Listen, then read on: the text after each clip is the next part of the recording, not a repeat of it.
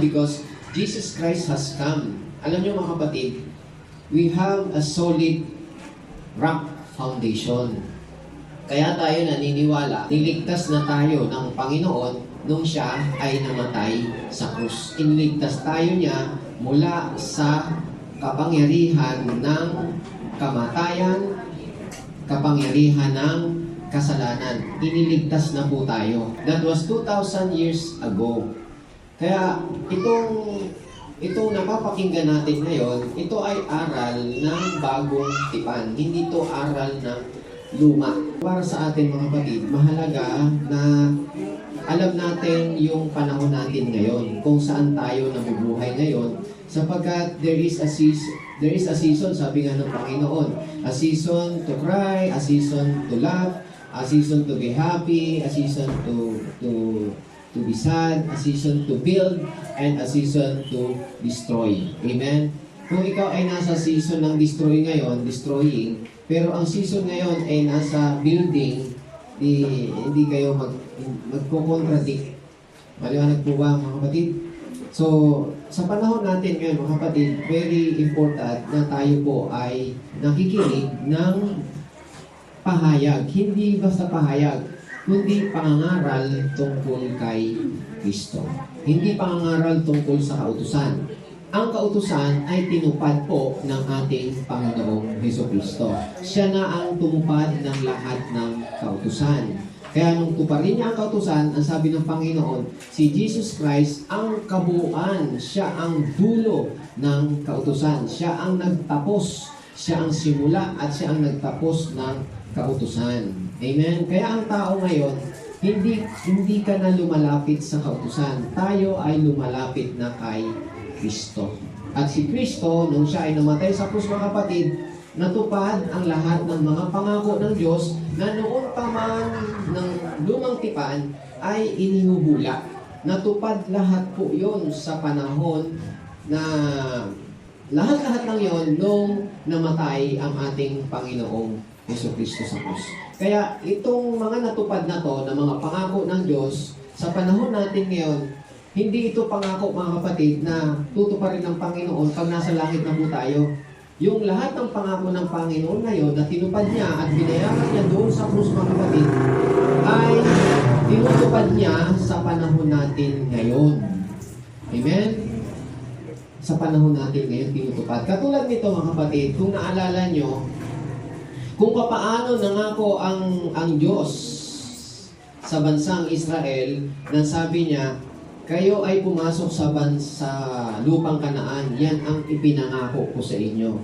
Yan. Tutuparin niyo mga kapatid. Sabi niya, lumabas kayo dyan, ilalabas ko kayo sa Egypt, at dadalhin ko kayo sa lupang pangako, sa lupang land of flowing with milk and honey. So naniwala po sila mga kapatid.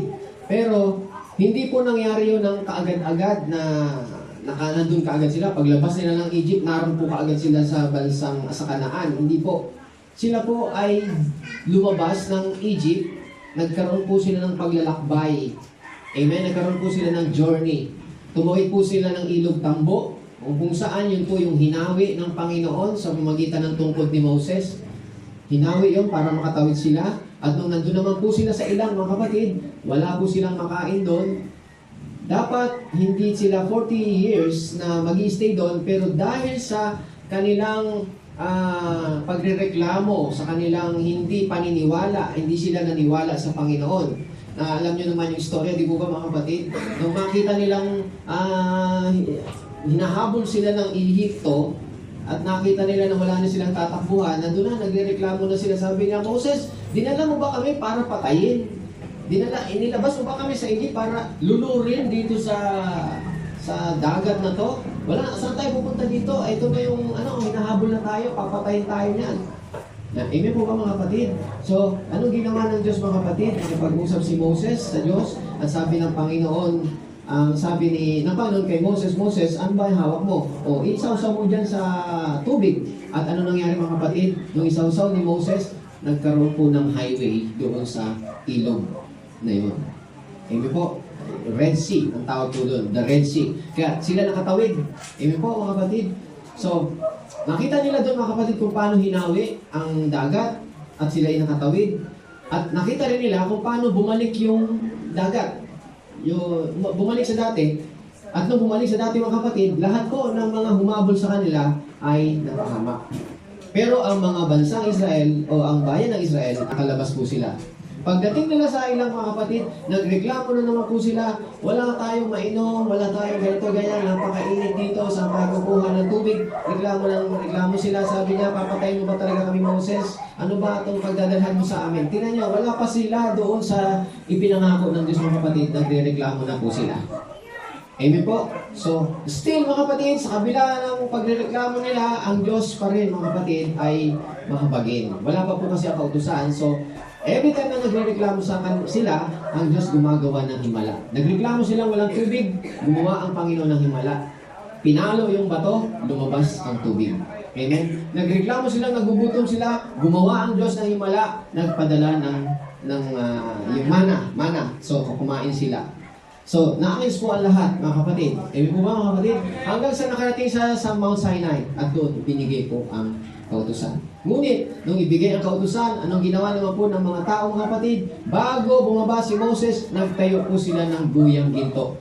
Nung nagtayo sila ng guyang ginto, sabi nila, dahil sa nainip sila, dahil sa kainipan nila, mga kapatid, nagpatayo sila ng sarili ng Diyos-Diyosan. At sabi nila, gusto namin sumamba. Ang ganda ng layunin nila mga kapatid. Gusto nilang sambahin ang Diyos. Ang tagal mo Moses, gusto namin sumamba. Hindi pa, bumaba si Moses. Aaron, gawa mo na kami ng goyang ginto para sambahin namin. Nakita niyo mga kapatid, yung bunga ng ang tao na umaasa sa sarili niyang kakayahan, sa sarili niyang lakas, sa sarili niyang karunungan, hindi niya inaalam kung ano ang kalooban ng Diyos sa buhay nila, mga kapatid. So, nagpagawa sila ng guyang ginto, at doon, mga kapatid, pagbaba ni Moses, lahat ng sa Diyos, sabi ng Panginoon, sumama dito sa akin, at lahat ng gusto diyan sa guyang ginto na yan. So, sabi, lahat ng sa Diyos dito, punta kay Moses. Yung iba na iwan. Diyan kayo, hindi kayo sa Diyos, inutusan niya yung mga tao, patayin niyo lahat ng yan. Yun ang utos ng Diyos. Patayin lahat sila. Bakit? Sinuway agad nila yung unang utos. Ano yung unang utos? Huwag kayo magkakaroon ng ibang Diyos maliban sa akin. Suway agad, patay sila. Pero nung nagre-reklamo sila, walang pinapatay. Amen? Pero nung nagkaroon na ng kautusan, mga kapatid, kada pagkakamali nila, laging may hatol. Naiintindihan po ba natin? Bakit? Sapagkat ang tao ay makalaman. Amen? Pero ang kautusan ay banal. Sagrado. Banal. Holy, just, perfect, and righteous. But man is sinful. Kaya ang tao, walang may pagmamalaki sa Diyos. So, hindi nagawa ng Diyos, ng kautusan na ang tao maging banal. Although ang kautusan ay banal, perfect, holy, perfect, and good, mga kapatid, but the law cannot make man holy, perfect, and good. Kaya nga, ang kautusan, ibinigay ang kautusan, hindi para sundin o para tuparin ng tao. Ang kautusan is the knowledge of sin. The more you understand the law, the more you have knowledge of sin.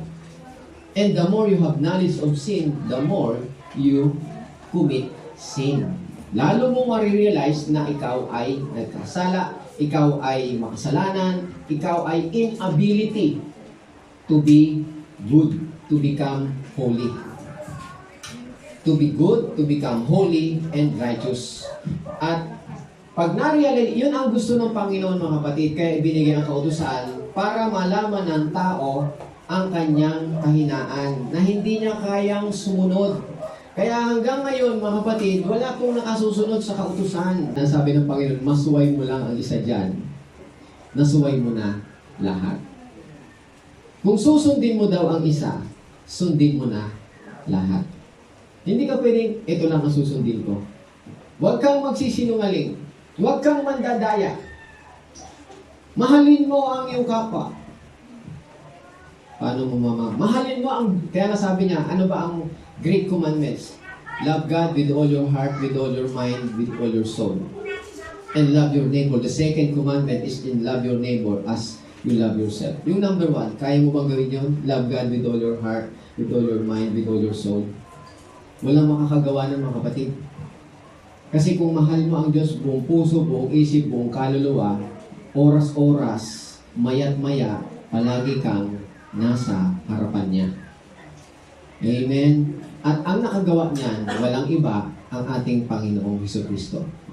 Nung naparito siya mga kapatid, pinakita niya, dinemonstrate niya kung paano niya minahal ng Diyos ng buong puso, buong isip, buong kaluluwa, sapagkat siya ay hindi nagkasala. Never siyang nagkasala kahit kailan. Amen? At dahil sa hindi siya nagkasala, mga kapatid, napatunayan, ibinigay niya ang kanyang buhay bilang alay sa kasalanan. At doon, ibinigay niya yung requirement ng kautusan. Ano ba ang requirement ng kautusan? The requirement of the law is the soul that sin must die. The soul that sin must die. Ang kaluluwa na nagkasala ay kailangan mamatay. Amen? Ang Panginoon, hindi po siya nagkasala, pero siya ay hindi siya nagpakamatay. Inialay niya ang buhay niya para mamatay para sa'yo, sa ating lahat. Amen? Kaya siya ay namatay para sa lahat. Upang ikaw ay mabuhay, hindi na para sa sarili mo. Para sa Diyos. Ganyan po ba ang pagkakaintindi natin?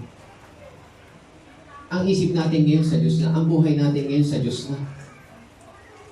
Pero kung ang isip mo sa Diyos, pero ang puso mo punong-puno ng kautusan, ito ang gagawin ko, dapat magpapakabait ako, kailangan kong gawin to, kailangan hindi ako magkasala, you are still under the law.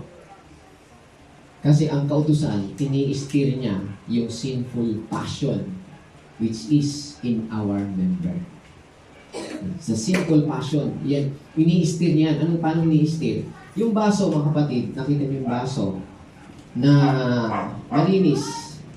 At sa tingin nyo malinis. Pero sa ilalim, merong residue. Anong residue? Yun, latak. Nakita yung latak? Yan. Pag tingin nyo malinis. Ay, malinis yan. Ganun eh. No? Malinis. Sabi nyo malinis. Pero pag nilagyan yung latak, hindi mo nakikita. Ganun yung tao. Akala mo malinis. Kasi sabi mo, hindi naman ako nagkakasala, hindi naman ako gumagawa ng ganito. Hindi ko ginagawa yan. Pero nung dumating ang kautusan, nalaman mo na ikaw pala ay may kasalanan. Amen? Nauna ang kasalanan bago yung kautusan. Yung kautusan na magsasabi sa'yo na may kasalanan ka. Pero nung wala pa ang kautusan, wala nagsasabi sa'yo. Kaya alam mo, perfect ka, maayos ka, mabuting tao ka. Dahil hindi ka gumagawa ng ganito, hindi ka gumagawa ng ganyan, hindi ka gumagawa ng ganyan. Tapos nung dumating ang kautusan, hindi mo ako mapatay, hindi naman ako gumaganto, hindi mo ako ginagawa, hindi ganito ginagawa ko. Sabi mo gano'n, kaya akala mo, malinis ka. Pero ang totoo, mga kapatid, hindi ka malinis. Kasi bago dumating ang kautusan, nagkakasala ka na. Nandiyan ko ba tayo mga kapatid? Kaya yung tubig na malinis, na mayroong latak sa ilalim, paano dumating ang kautusan? Yung pang stick. Yung stick, ganyanin mo. Yun ang kautusan. Kaya sabi niya, masama ba ang kautusan? Hindi masama ang kautusan. Kung ito yung baso, may tubig, kikita niyo dyan yung tubig, dito yung dumi. Oh. Ang kautusan, ito yung tao. Ang kautusan, ito yung stick. Pasok mo sa baso may tubig, ito yung dumi. Ipasok mo doon yung kautusan, ito yung simbol ng kautusan, ganun mo. Ang gagawin ng kautusan, ihalo. Pag hinalo yan, ano mangyayari? Yung dumi, akyatan sa taas. Tama po ba? Amen? Kaya sabi mo, bukas linggo, pangako ko Lord, sisimba na ako. Tapos kinabukasan nagkaroon ng sitwasyon sa buhay mo, hindi ka nakasimba. So, ibig sabihin, hindi mo nagawa kasi sarili mo yun. Nandiyan po ba tayo mga kapatid? Ganyan po yung kautusan. Hindi masama ang kautusan. But ang kautusan, hindi ka ginagawang banal. Tama? Malaki ang kakulangan ng kautusan. Kaya ang ibinigay ng Diyos, mga kapatid, kaya nga, for 1,500 years, ang tao na nabuhay sa ilalim ng kautusan, yun po yung bansang Israel. 1,500 years, Hanggang mula kay Moses, dumating ang mga judge, dumating ang mga hari, yan sila, sumusunod sila sa kautusan, hanggang dumating ang mga, yan, panahon niya, mga propeta, tama po ba mga kapatid? Yan, sila nagpa-prophecy tungkol sa pagdating ng Panginoon. 1,500 years ang ginugo nila mga kapatid. Ano ang sinisigaw ng mga propeta? Babalik, dadating ang Panginoon. Merong Mesias. Kaya ngayon, Isaiah chapter 53, makikita nyo doon yung Messianic prophecy na siya ang magdadana, siya ang magbubuhos ng dugo. Sabi niya, he was wounded for our transgression. He was crushed for our iniquity. The chastisement for peace fell upon him, that by his stripes we are healed. Yun po yung Messianic, mga kapatid, na mangyayari pagdating ng ating Panginoon. Siya ang magdadala ng kasalanan ng tao at siya ang tatanggap ng condemnation, ng penalty, at yun ay tatanggapin niya doon sa krus. For 1,500 years, ang tao nasa ilalim ng kautusan, wala pong nakatupad. Pagdating ng Panginoong Jesucristo, siya lang ang tanging tumupad ng kautusan sapagkat siya ang tinutukoy ng kautusan. Kaya kung nais nating sumunod sa kautusan, mga kapatid, hindi na po tayo sa kautusan. Kasi sabi sa Bible, ang letter, the letter kills, but the Spirit gives life. Sa 1 Corinthians, mababasa po ninyo yan, mga kapatid. Sa 2 Corinthians chapter 3, verse 7, ang tawag po mga kapatid doon sa ministry of death is yung kautusan. The ministry of the Spirit, yun po yung panahon natin ngayon na tayo ay nabubuhay ngayon at sumusunod tayo sa Espiritu ng ating Panginoong Jesucristo.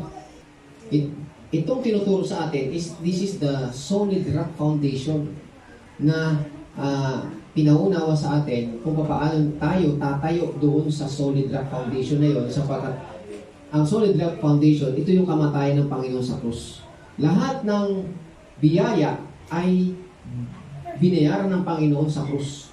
Kaya lahat din mga kapatid ng matatanggap natin ay dahil po sa ginawa ng Panginoon na kabayaran doon sa krus ng Kalbaryo nung siya ay mamatay sa krus.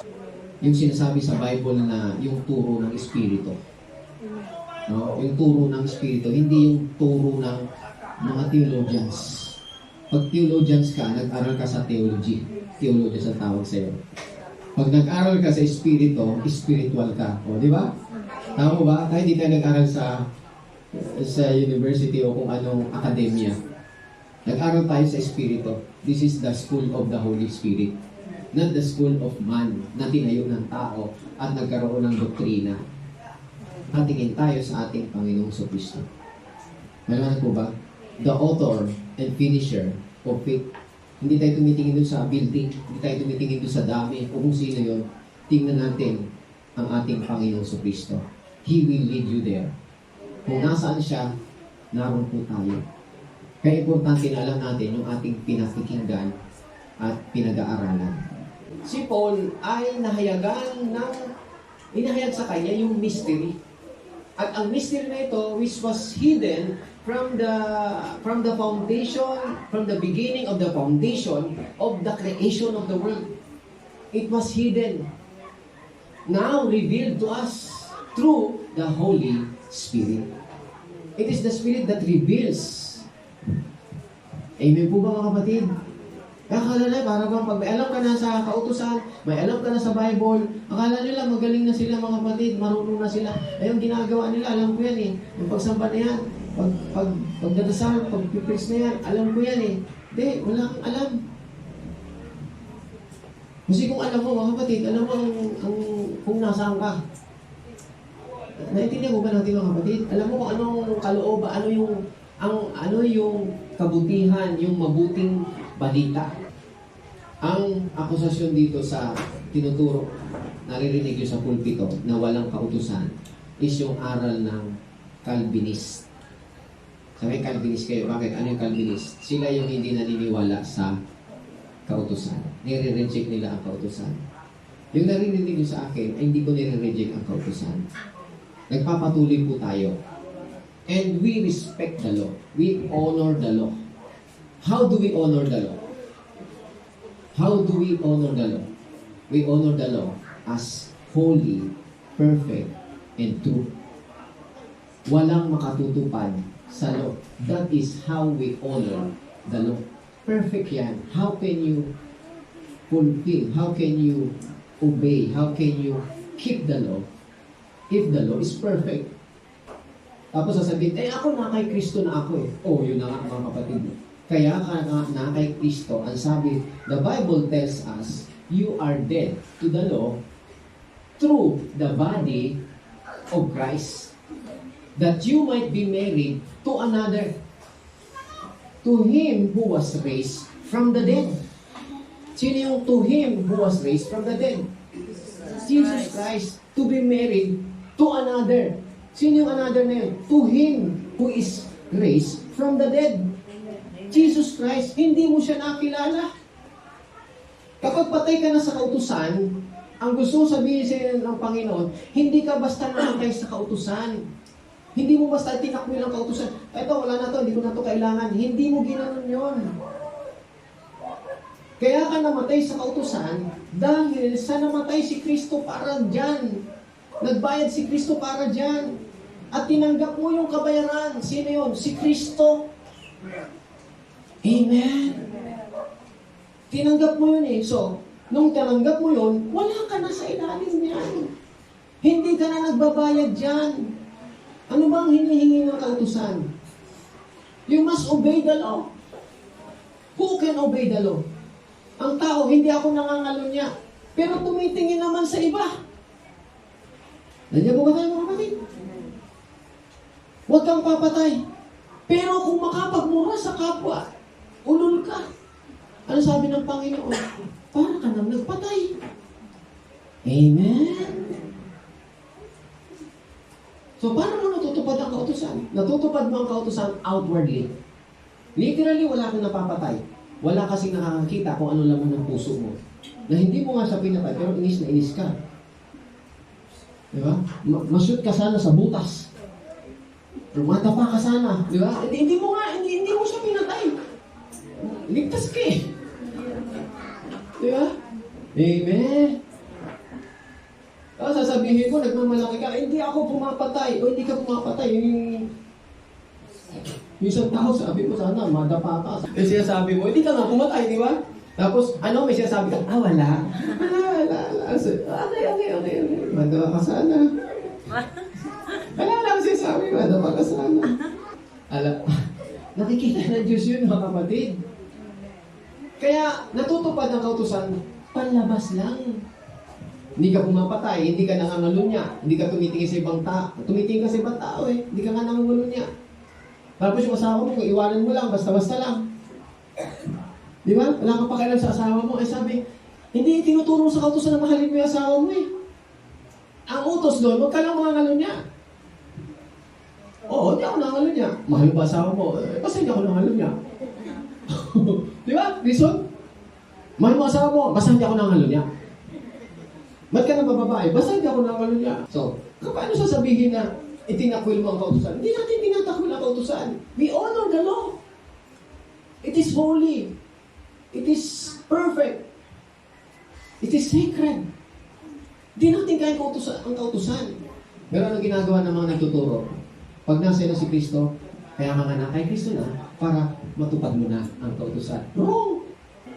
Ano matupad mo? Sige nga, nasa na pala si Kristo eh. O natutupad mo na ba? Nandiyan mo ba tayo mga kapatid? Sige, sino ngayon na kay Kristo na natutupad na daw niya? Wala pa rin. Kahit na kay Kristo ka na. Kasi hindi yun ang purpose. Kaya ka na kay Kristo, ibig sabihin, kaya nga, tinan nyo, ang mag-asawa, ano ang ground o ano ang reason bakit yung isang may asawa ay nakapag-asawa ng iba? Anong hiwalay? Patay na. Amen? Ganon tayo noon. Bago dumating si Kristo, ang asawa natin yung kautusan. Ha? Hindi ka pwedeng hiwalay sa kanya. Siya yung Mr. mo, siya si Mr. Law. Ikaw si Mrs. Law. Di ba? Amen? Ikaw si Mrs. Law, siya si Mr. Law. Mag-asawa ka. Sabi ni Law, timpla mo ko ng kape. Timpla ka ngayon. Tapos tinikman ni Mr. Lo. Sobra sa sukal. Palit. Ulit. Lagyan. Pag tikim naman ni Mr. Lo, hindi, ito, tabang, palit. Ilang ulit ka na, hindi mo pa makuha yung taste ni Mr. Lo. Bakit? Perfect law. The law is perfect. Nandiyan po ba tayo mga kapatid? The law is perfect. Kaya ikaw ngayon, wala kang matupad. Wala kang masunod na utos. Kasi perfect siya eh. Amen? Kaya, so ano nangyayari? Ikaw si Mr. Lo, ay si Mrs. Lo. So, dahil sa Mrs. Lo ka, palagi kang mali. Palagi ka nagkakasala. Wala kang kwenta. Naman niyo po, masama ka. Bakit? Hindi mo nasusunod yung asawa mo eh. Ang sabi ng Panginoon, we are dead to the law. Ano ibig sabihin dead to the law? Namatay na tayo doon sa kautusan. O si Kristo ang namatay para sa atin. Tama ba? So, nung namatay si Kristo para sa atin, ito si Lo, ito ikaw, si Mrs. Lo, patay na sa'yo si Lo. Pag patay na siya, anong gagawin mo? Ikaw si Viuda Lo. Ikaw na si Widow Lo. Widow. Byuda. So, anong gagawin ni Byuda? Maghahanap ng iba-ibang lalaki. Hindi. Wrong. Maghahanap ka ng Mr. Lole. Hindi. Balikan mo si Mr. Lo? Hindi. Hindi mo siya babalikan kasi bakit? Perfect siya eh. Gusto niyo ganun asawa? Perfectionist. Ayusin mo lakad mo. Ayusin mo. Tuloy mo. Hindi pwede. Gumagano talaga eh. Ayusin mo. Ay, hindi ako sasama sa'yo. Lakad nyo, perfect kasi. Wala matutuwa sa perfect. Nakasama. Kasi hindi ka perfect eh. We're not perfect. Kaya namatay si Kristo para sa kautusan. So, ang hahanapin mo, hindi si Mr. Lo. Hindi ka babalik kay Mr. Lo, patay ka na. Natuwa ka na nun, patay ka na eh. Patay na si Lo eh. Tama ba mga kapatid? O, saan ka na ngayon pupunta? Hanapin mo ngayon si Mr. Right. Sino si Mr. Right? Walang iba ang ating Panginoon, Yesu Cristo. Para mapangasawa mo siya. Huwag kang manatiling biyuda. Wala na ako sa kautusan. Patay na. Maraming mga aali-aligid sa'yo na hindi right. Wrong. Kaya ikaw, nangangalunya ka. Kung ano pinagagawa mo, puro kalokohan. Hindi na itutuwid ang buhay mo. Kasi ang sabi doon mga kapatid, that you may be married to another, to him who was raised from the dead, that you may bear fruit to God. Doon ka lang magbubunga ng mabuti sa Diyos. Bunga, fruit, godly fruit. Kaya alam niyo, pag tumatanggap ka sa Panginoon mga kapatid, ang puso mo laging sa Panginoon lagi eh. Nandiyan mo ba tayo mga kapatid? Hindi yung tinanggap mo na si Lord. Pagdating ng linggo, ano na yung linggo? Ay, nasusunod na lang. Tinanggap mo ba si Lord? Hindi, lagi kang nandun. Amen? Amen? Pag sinagot ka na ng girlfriend mo, di ba? Kasasagot lang. Di ba ano nararamdaman mo? Kasasagot lang, nasa bahay ka na. Gusto mo pang kausapin uli. Ayaw niyo maghiwalay kayo. Nandiyan po ba tayo kapatid? Nandun yung affection mo. Nandun yung intimacy mo. Nandun laging gusto mo siyang, lagi kang conscious sa kanya. Amen. Minsan naghuhugas ka ng pinggan, iniisip mo pa rin yung mahal mo. Oy, yung niluluto mo, wala na. Ano ba? Kasi may date kasi kami mamaya. Nagluluto, naghuhugas na. Hindi kasi naghuhugas siya ng pinggan habang nagluluto. Di ba? Naghuhugas eh. Yung niluluto mo, sabi niya, eto, niluluto ko naman ha. Naghuhugas pala. Everybody say amen. Alam niyo sinasabi ko mga kapatid kasi alam niyo tayo mga virgin people tayo eh. Ay, virgin people, sabi nga ng Panginoon, you are a holy nation. Sabi niya, for you are a chosen generation, a royal priesthood. Sabi niya, a holy nation, a special people of God. Basahin niyo po yun sa 1 Peter chapter 2, verse 9. But you are a chosen generation. Tingnan niyo, you are a chosen generation, a royal priesthood, a holy nation, His own special people, that you may proclaim the praises of Him who called you out of darkness into His marvelous light. Ano po sa Tagalog yan, mga kapatid? Ngunit kayo ay isang lahing pinili, Yan, lahi kayong pinili. mga maharlikang pari. Yan, tingnan nyo ha, hindi tayo yung pare na parang sinasabi diyan. We are royal priest. Hindi ka basta priest, you are royal. Alam mo yung royal? Yung mismo? Hindi po yun. Coke yun. Pag sinabing royal, lahi kayo ng hari. King priest. Yan, royal priest. King priest. Bakit? Nandun sa iyo yung dalawa. Bakit dito tayo tingnan nyo dito, bakit ka naging special people? Bakit ka naging chosen generation? Kasi nang tinanggap natin si Kristo, mga kapatid, binago tayo ng Panginoon. We are a new creation. Binago na tayo. Wala na tayo sa dati nating pagkatao. Lahat ay bago na. Amen? Amen po? Priest, king and priest ka. Bakit king? Ang king, ano ba ginagawa ng king, mga kapatid? Nagkukumand. Hindi yan gumagawa. Hindi yan nagtatrabaho. Pag priest, pag king ka, mga kapatid, nandun ka, nakaupo ka lang. Tayo bilang mananampalataya, believer tayo ni Christ, mga kapatid, we just speak. And whatever we speak by faith, mga kapatid, believe that you have them. Amen? Hindi yung parang, gusto mong pagpalain ka, ay, kailangan gawin ko ito, gawin. Hindi, you speak. May problema ka, speak by faith. Speak by faith. That's kingly. Ayan na yung priest. King priest kay. Royal priest. King priest. Priest. Ikaw, yung nangunguna sa pagsamba sa Diyos. Ikaw ang gumagawa. Priest ka. Ikaw laging nangunguna pagsamba. Naiintindihan po ba natin, mga kapatid? Tinawag tayo ng Diyos. Kaya, yung nagsasabi na, hindi natin kinukondem ang kautusan. Pinahalagahan natin. Si Kristo ang Jesus Christ, only Christ, fulfill the law.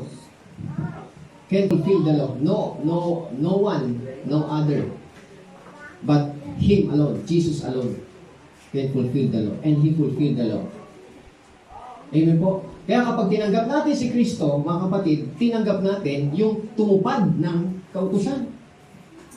Tama po ba?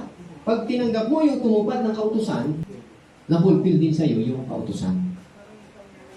Kaya sabi doon sa, pakibasa niyo sa chapter 8, Romans 8. Wait lang. Ano yung ginawa ng Diyos dahil sa kautusan? Yung paging banal ka. Na akala mo, pag tinupad mo ang kautusan, magiging banal ka? Hindi.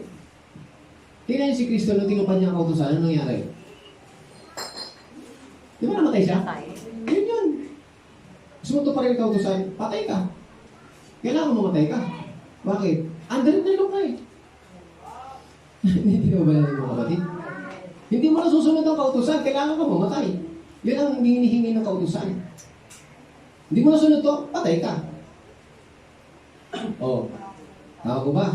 So si Kristo, natupad niya ang kautusan, pero bakit siya namatay? Kasi nga, yung kasalanan natin, yung hindi natin natupad, siya ang tumupad. Amen? Para sa atin. Bakit tutuparin ng Diyos yung kautusan? Siya nga may gawa nun. Nandiyan po ba tayo, mga kapatid? Amen? Bakit niya tutuparin? Ginawa nga niya yun eh. Kaya niyang gawin yun. Ibig sabihin kung talagang kaya niyang gawin yun. Pero ginawa niya ngayon yun, hindi para sa sarili niya. Ginawa niya ngayon sa atin, para sa atin na hindi kayang tumupad. Tama po ba? Para ano? Siya ang tanggapin natin sa buhay natin. Ginawa ng Diyos ang hindi kaya tuparin ng kautusan Dahil sa kahinaan ng tao. Tama ba? Amen? O, yun yung sinasabi. Yung kahinaan ng tao, kasi ang tao nga, hindi makakasunod. Ang mangyari sa tao, ang gusto ng Diyos, mabuhay ka eh. Tama ba? Ang gusto ng Diyos, mabuhay ka, kaya ayaw na Diyos ng tao matay. Kaya hindi niya binibigyan ng kautusan eh. Kasi nung ibigay niya ang kautusan ng kapatid, sigurado mamatay ang tao. Bakit? Ang tao nagkakasala. Walang makakasunod yan. O, amen po? O, pero ang tao kasi, siya ang nagsabi, sabi niya, Lord, kahit anong iutos mo, gagawin namin, tutuparin namin yan. O, nagyabang. O, binigay ng Diyos ang kautusan.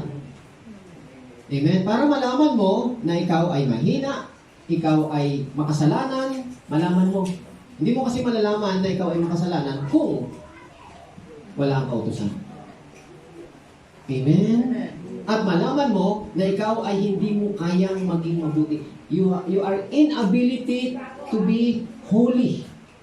Yung salita nating banal, magpakabanal. Ang magpakabanal, hindi lagi kang nagsisimba. Yung magpakabanal, mga kapatid, you are set apart for God. Nakaset apart ka ang buhay mo para sa Diyos. Yun yung banal. Itinalaga mo na ang buhay mo para sa Diyos, hindi para sa mundo. Hindi para sa layaw ng mundo, kundi para doon sa Espiritu ng Diyos, sa kabuhayan na iniaalay ng Diyos sa iyo. So, ano sabi dito? Anong ginawa ng Panginoon? So, anong ginawa ng Panginoon? Ibinigay niya ang kanyang sariling anak. God gave by sending His own Son in the likeness of His sinful flesh. Dito tayo may mga kapatid.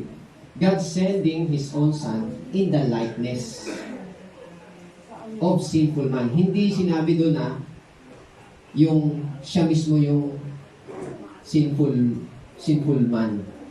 In the likeness of a sinful man.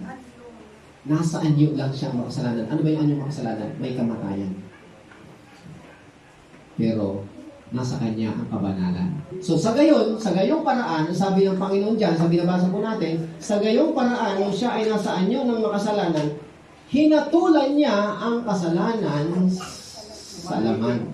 Tingnan niyo dito, ang tao pag nagkasala, sino nagkasala? Kung sino nagkasala, yun ang hatulan. Kaya hinahatulan yung kasalanan doon sa katawan mo.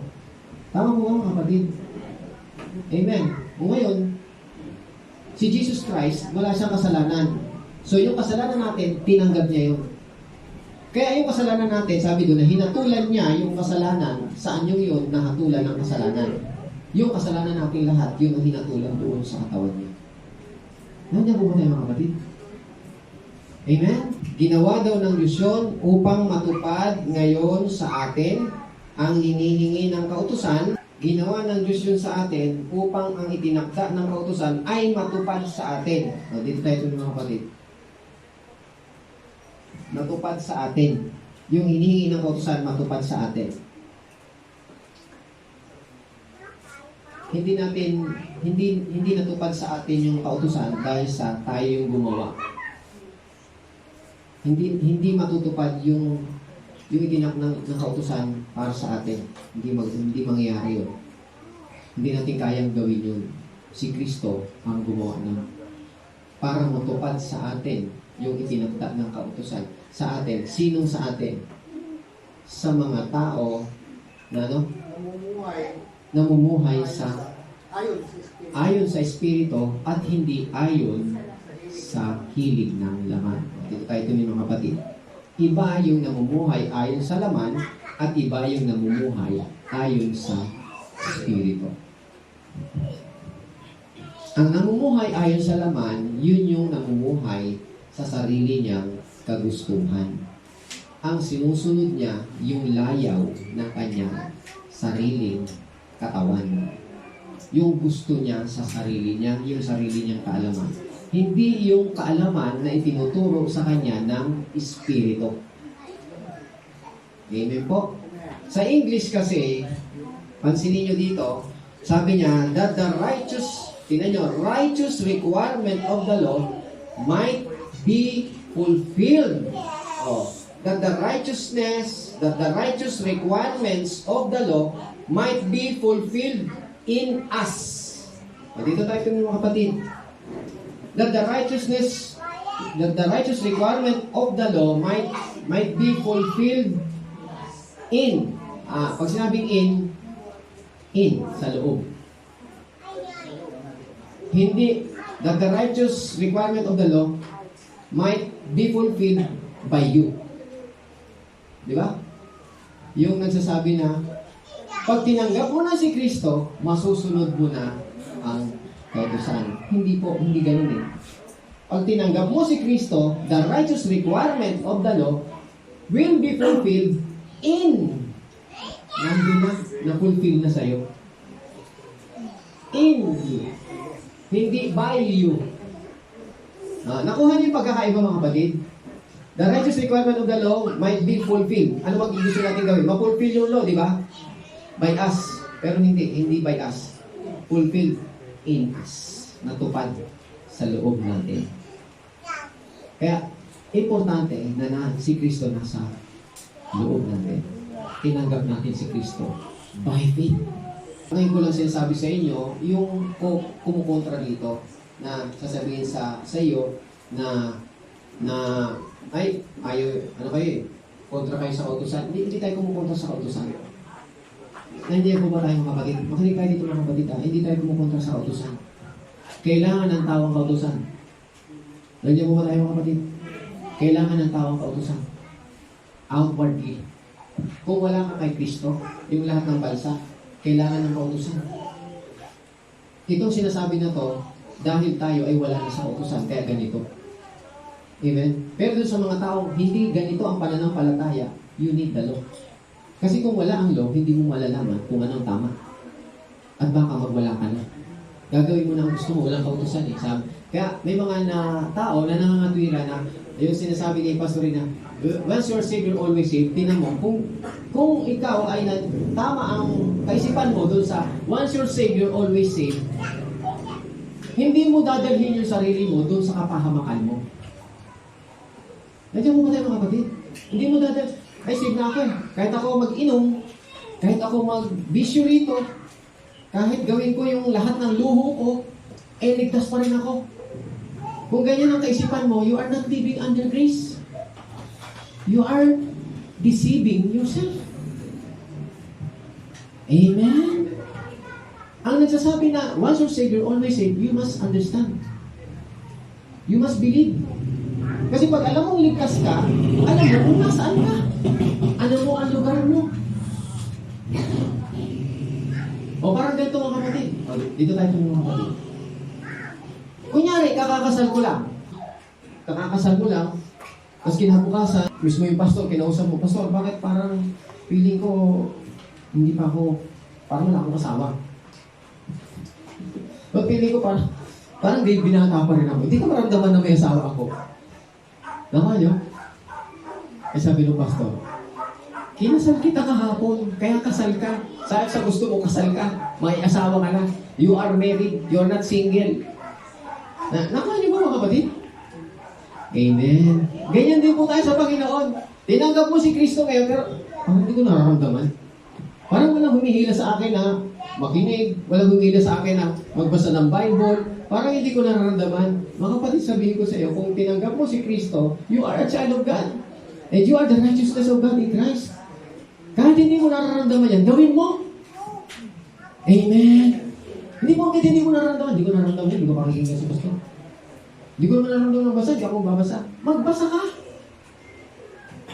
Dahil narinig mo yun ang tama, yun ang totoo. Ganyan po ang deception. Pag hiwa-hiwalay natin dito, parang wala si Kristo, hindi ko yata nararamdaman si Lord. Ang Panginoon hindi nararamdaman kasi Espiritu siya. Ang nararamdaman mo, ang gusto mong maramdaman, emotion, that is flesh. We walk by spirit and not by sight. That is faith. Hindi tayo lumalakad doon sa emotion natin. Pag maganda, pag feel natin na gusto natin umawit, aawit tayo sa Panginoon. Pag hindi mo nararamdaman, bahala na. Pag nararamdaman natin na kailangan ko si Lord ngayon, may problema ako sa kalalapi sa Panginoon. Pag wala naman, okay ka lang, bahala na. Okay lang naman ako, hindi mo kailangan si Lord. Hindi ganun mga kapatid. Always. Kaya nga dito mga kapatid, tinuturo sa atin, itong ginagawa natin, yung kung paano natin tatanggapin yung mga dapat nating iposes because of what Jesus has done at the cross. Praise God. Kaya itong mga pinag-aaral natin mga kapatid, pakinggan natin mabuti, intindihin natin mabuti mga kapatid. Tayo ay mahal ng Panginoon mga kapatid. Mahal na mahal po tayo ng Panginoon. So 19, so shall they fear the name of the Lord. Yung tinutukoy dito na they shall fear the name of the Lord, that is the name of Jesus. They shall fear the name of the Lord Jesus from the west, and His glory from the rising of the sun, that is the east. Diba? From the west, and His glory will be feared. Yung fear dito, makinig tayo mga kapatid, fear. Sa Tagalog, anong binasa ni, yung first line na 19? Katakutan, di ba? Katakutan. Actually, pag sinabing fear of the Lord, that is worship. Reverence. Hindi yung fear na parang kung nanginginig sa takot na paparusahan ka. Hindi. Ito yung takot na sasamba ka sa Panginoon. May wisdom. Amen? Yun yung takot. Hindi yung takot na nanginginig ka dahil paparusahan ka. Hindi. Yung takot mo na mayroong reverence. Parang ganito mga kapatid. Bakit mo sinusunod yung magulang mo pagka... Bakit ang anak sumusunod sa magulang? Dahil ba sa takot? Hindi ko sa takot yun. Takot ka sa magulang mo. Hindi takot. Reverence po yun. Pero ang tawag doon, parang takot. Pero hindi takot. Merong takot sa magulang na talaga, hindi sundin mo. Kasi baka ito, ganyan. Iba yung reverence mo, pagmamahal. Mahal mo. Nagmamahal ka doon. Nag-honor ka sa magulang mo. Kaya mo siya sinusunod. At yung honor rin, merong fear. Yung reverence. Pagsamba. Sa Diyos, pagsamba. Sa magulang, pagmamahal. Amen. Pag-honor. Amen po ba mga kapatid? Amen. So, may mangyayari mga kapatid na ang mga tao, magkakaroon sila ng takot sa Diyos, sa pangalan ng, tinan nyo ha, the name. Hindi basta Lord, kundi the name of the Lord, which is, who is Jesus Christ. Tama? Katatakutan siya o sasambahin siya sa west, sasambihin yung pangalan niya, at yung kanyang kaluwalhatian sa kasikatan, pagsikat ng araw. Di ba pag sumisikat ng araw, yun yung simula? Yung paglubog, yun yung katapusan, parang ganon. Tama? Kailan nagsimula? So sa buhay ni Jesus Christ, kailan siya nagsimula? Di ba nung pinanganak siya? Amen?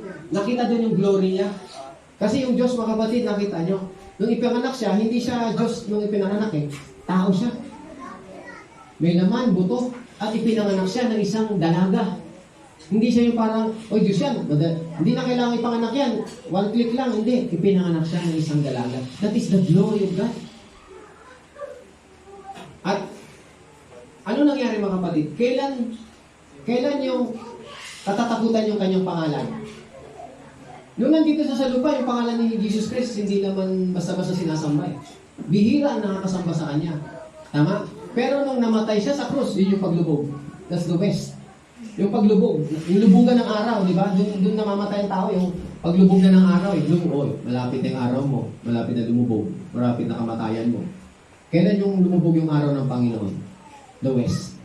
Nung siya ay namatay sa krus. Tama po ba? Anong nangyari nung namatay sa krus si Kristo? On the third, he rose again from the dead. At ano sabi ng Panginoon? God made him sit at his right hand and gave him a name that is above every name. That every knee will bow at the name of Jesus. And every tongue confess that He is the Lord. Every tongue. Every knee. Amen? Kailan yun? The West.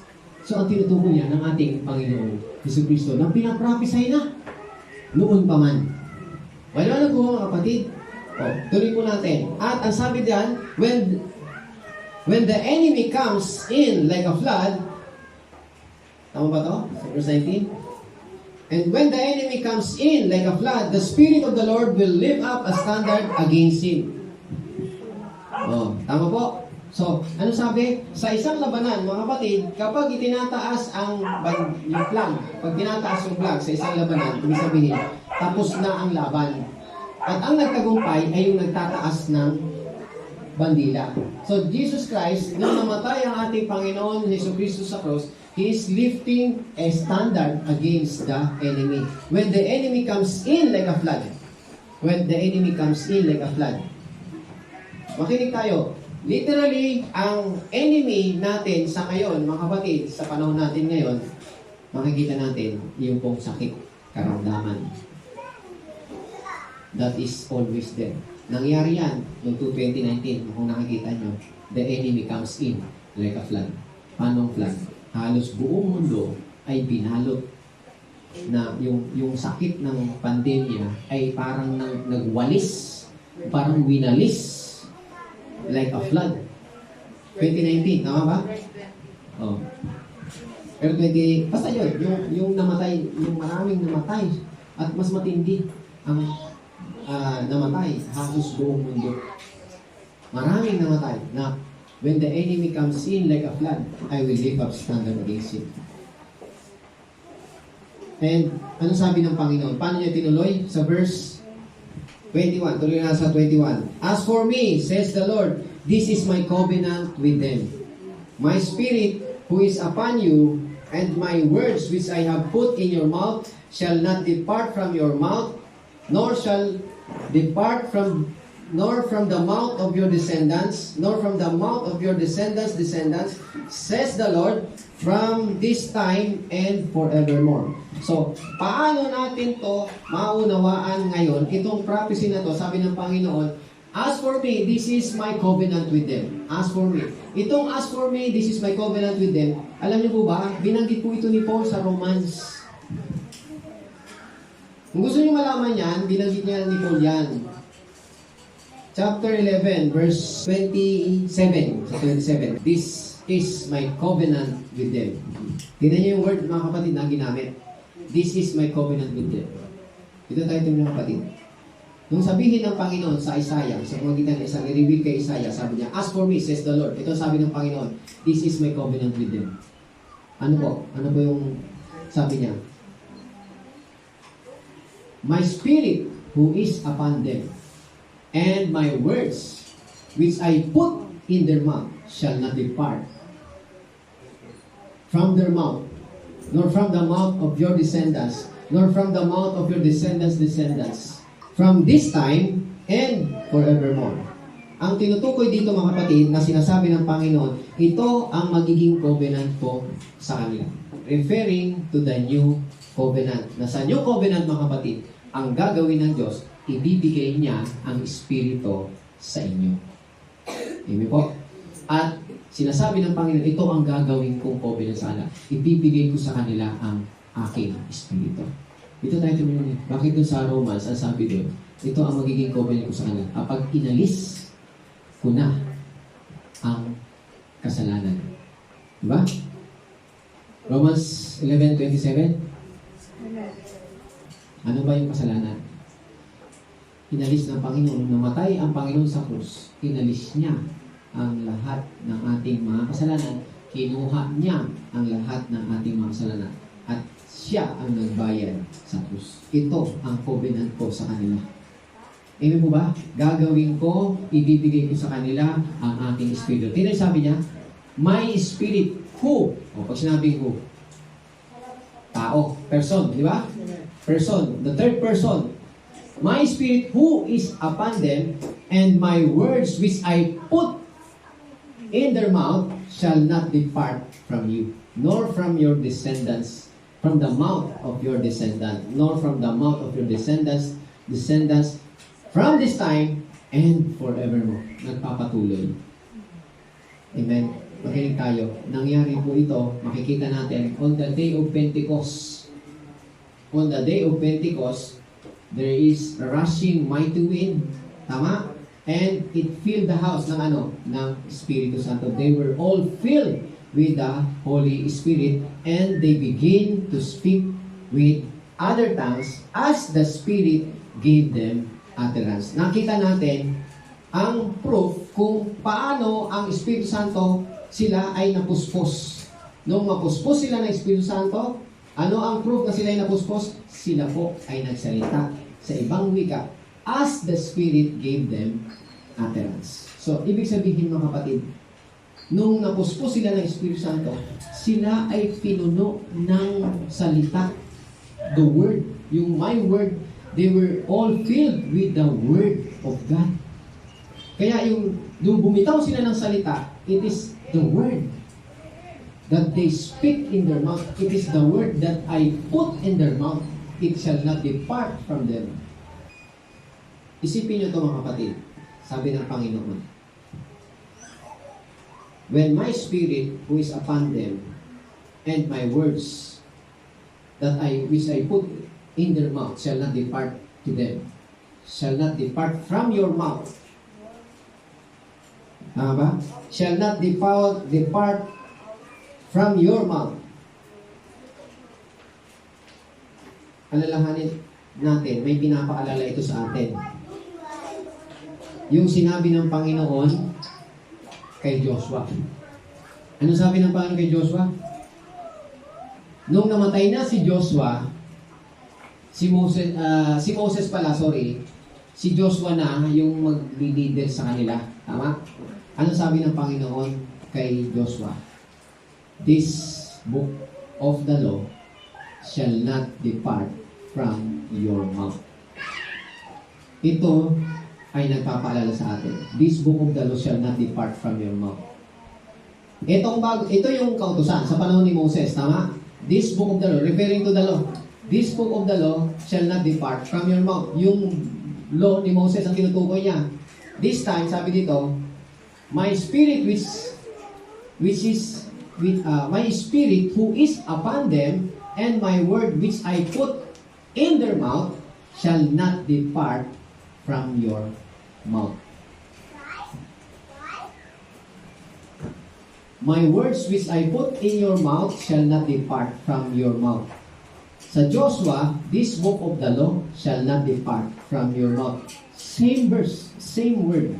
Gusto kong ipakita sa inyo mga kapatid, ito yung panahon ni Joshua, panahon ng pagsunod ng kautusan. Itong tinutukoy dito ni Isaiah, ito yung panahon ng Holy Spirit na ang Diyos ang magbibigay. This is my covenant with them. The new covenant na ibibigay ng Diyos ang kanyang Espiritu sa atin at lalagyan niya ng salita yung ating bibig. Wiwikain natin, sasabihin natin kung ano yung nakalagay dyan sa bibig natin na ilalagay ng Panginoon.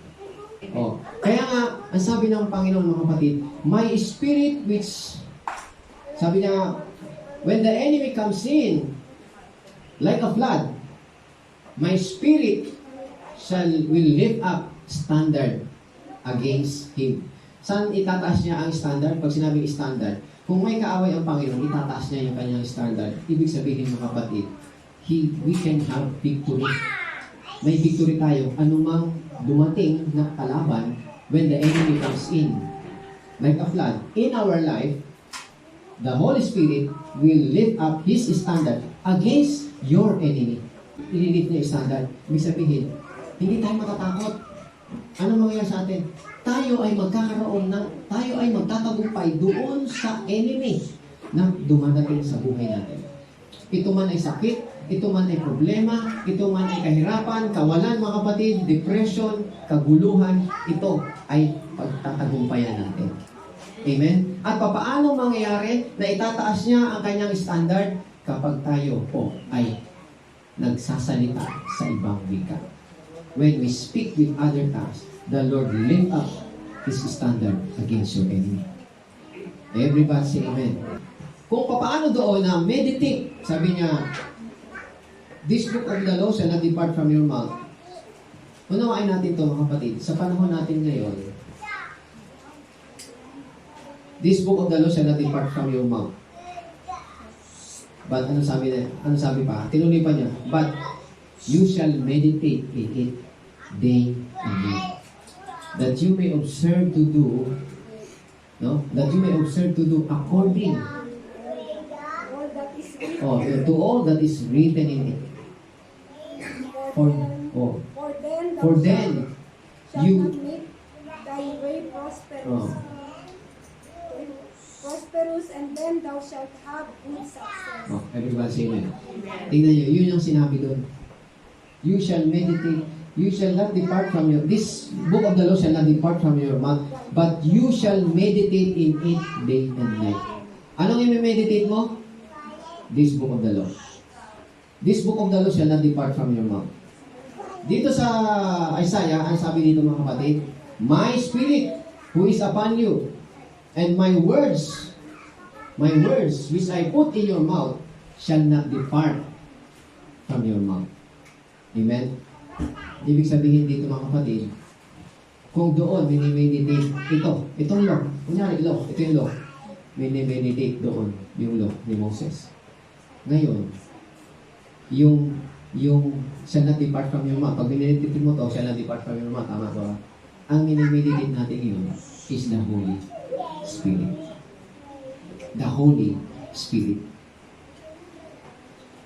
Paano tayo nag-meditate sa Holy Spirit? Yun yung my words which I put in your mouth. When we speak the words that God put in your mouth, you speak out, binabanggit mo. As the Spirit gave you others, sinasabi mo yun, by faith. Tignan yung analogy, by analogy. Paano mo minimeditate ang Word of God? Paano natin minimeditate ang Word of God? The word meditation is the word in Greek, in Hebrew is matter.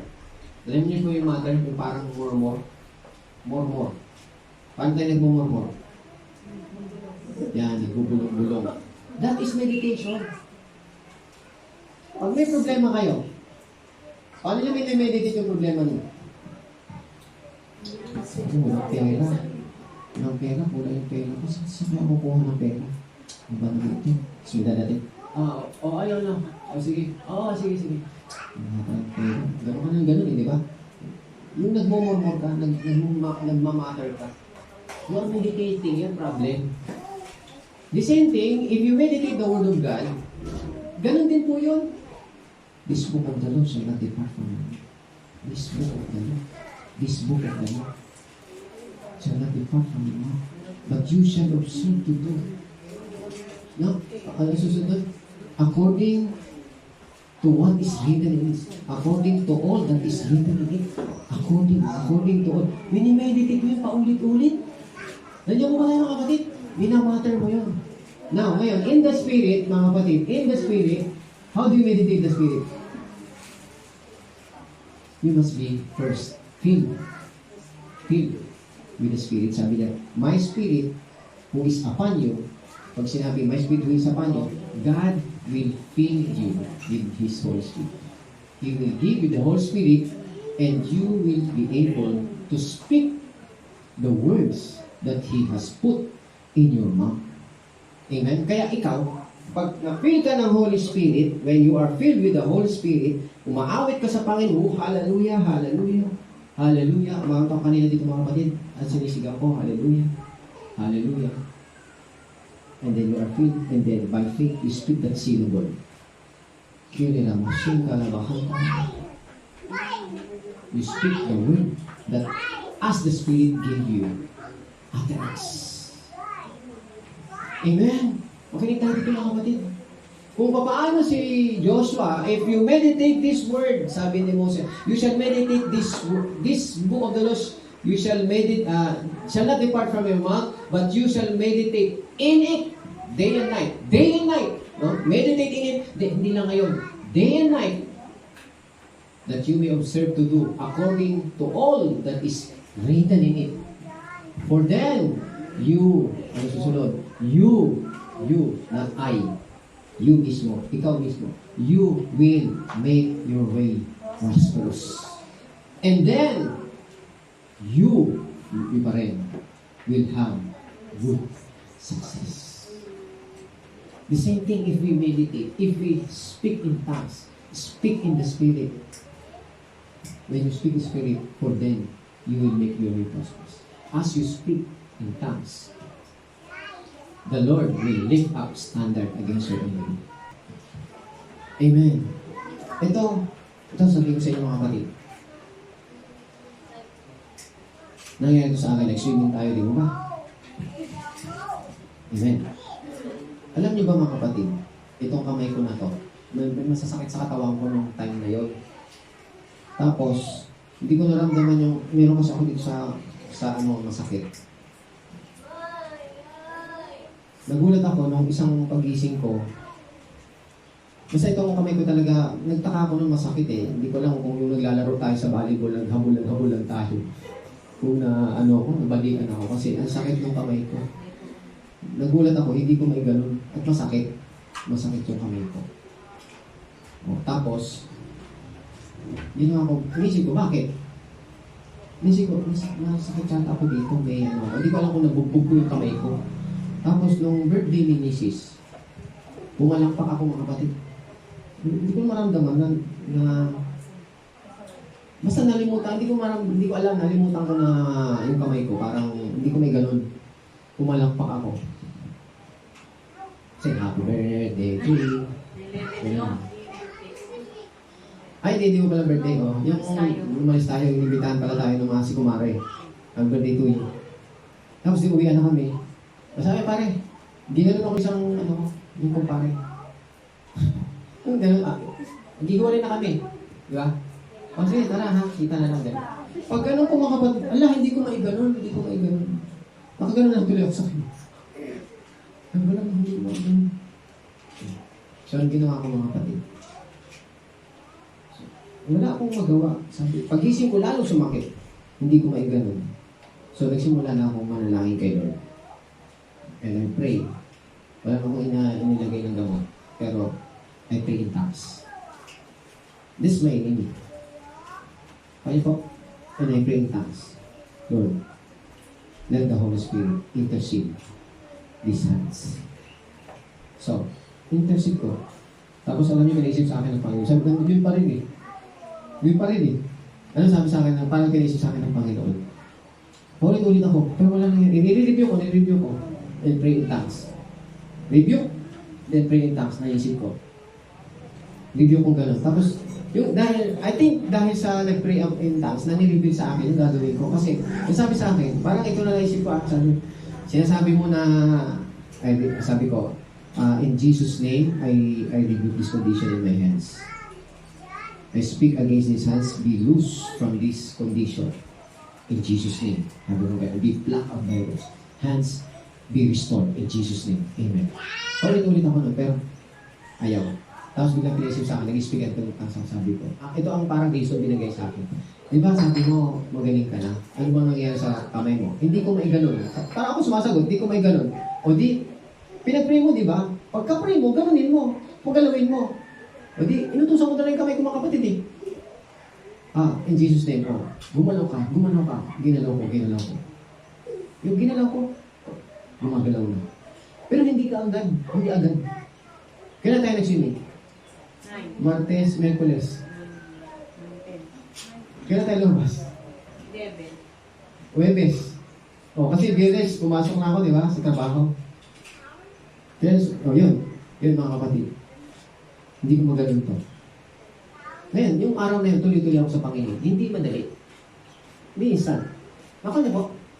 Amen. I speak in tongues. Sabi ko lang dito na. Sabi ko sa'yo, alam niyo ba yung hindi niyo may ganyan? May ganyan ko lang. Habang pinire-review ko, sabi ko isa uli eh. Hindi isa uli mo. Ginalaw mo. Ngayon po, umaano na. Igagasin ko na. Amen. Sabi natin, Pastor, napakasimple lang naman yun. Nagkataon lang yan. Kahit nagkataon yan, I acknowledge the Lord. Na siya yung nagawa nito. At yung idea ko na ganunin mo. Kasi hindi ko talaga gaganunin. Kasi sakit eh. Ipinilit ko. Tapos sabi niya, compress ka, hot compress. O, di alam niyo paano ko nag-hot compress. Wala namang pang hot compress. Pag ako nag-inom ng namin na tubig, hinabakan ko yung kape. O, hot compress. Ginaganon-ganon ko doon. O, ayan. Unti-unti, habang ginaganon ko, pinagpe-pray. At nag-communion din ako. Nag-communion ako ba tayo mga kapatid? O, kanina. Nag-communion din ako. Kinummunion ko yun. Amen. Marami na yan sa akin. Maliliit na bagay lang ito mga kapatid, pero I acknowledge the Lord. Mahalaga yung nade-demonstrate mo sa buhay mo. Hindi yan yung parang nakikinig lang tayo, parang, wala lang yan. Sabi ni Pastor, okay, subukan niyo mga kapatid. Partake communion and pray in tongues. Isa pang gusto kong bigyan ng pansin. Last na lang mga kapatid. 30 na pala. Sa susunod na linggo na. Naintindihan ko ba natin mga kapatid? Yun ko ang gusto kong sabihin sa atin. Itong praying in tongues na to, ito yung gift ng Panginoon. Ito yung only gift, mga kapatid. Hindi siya kasama sa 9 gifts of the Holy Spirit. Ito yung gift na ibinigay ng Panginoon on the day of Pentecost. When the church was born. Kailan ba na ipinanganak ang church, mga kapatid? On the day of Pentecost. Nakuha niyo ba mga kapatid?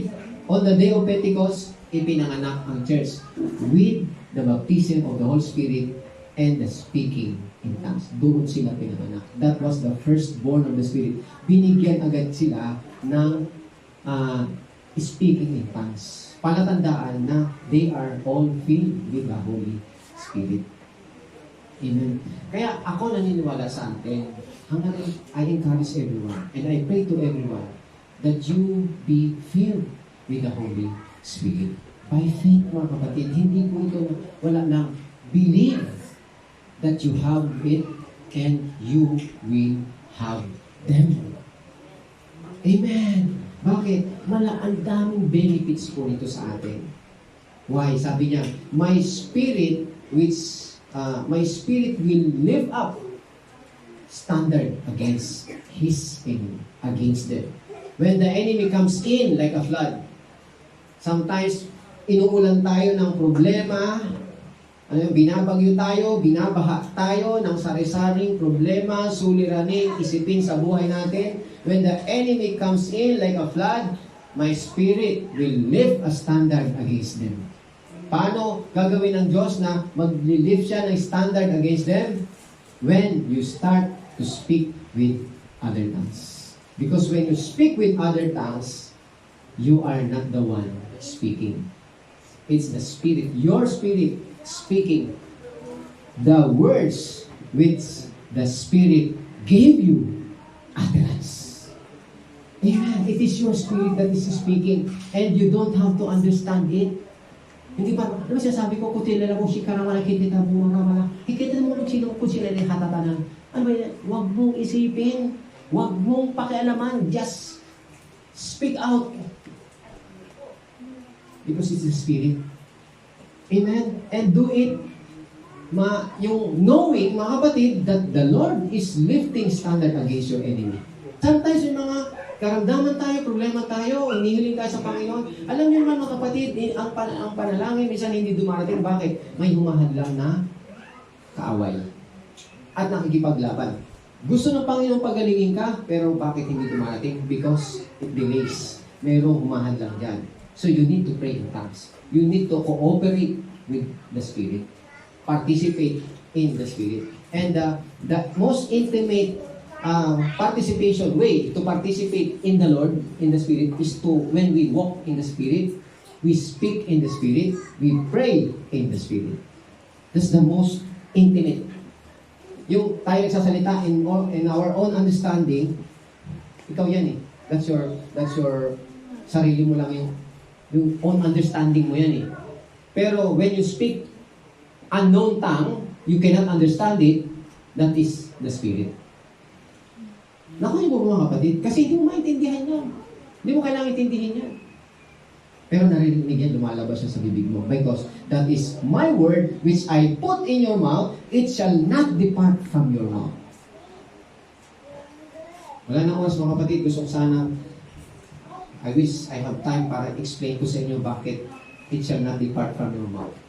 Simpleng lang mga kapatid, kapag kayo nagdadasal with your own understanding, sa sarili niyong kaisipan, sometimes you come short of the word na gagamitin mo para sa problema mo. Minsan nasabi mo na lahat, parang hindi pa nangyari. Pero, when you let the Spirit pray for you, nakuha niyo po mga kapatid, He can pray unlimited, without measure. Lahat, nasasabi niya exactly, accurately.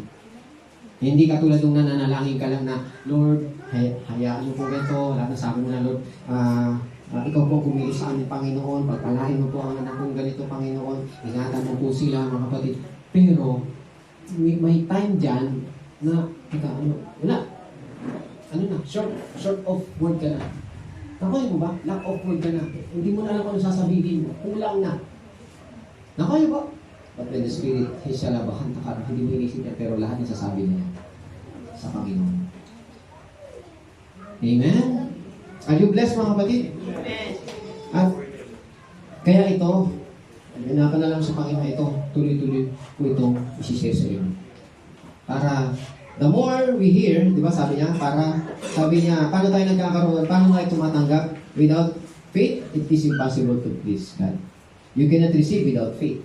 So faith comes by hearing. So every time you hear about the Word of God, about Christ, about this Holy Spirit, mga kapatid, the more you will have faith to receive speaking in tongues. You have speaking in tongues.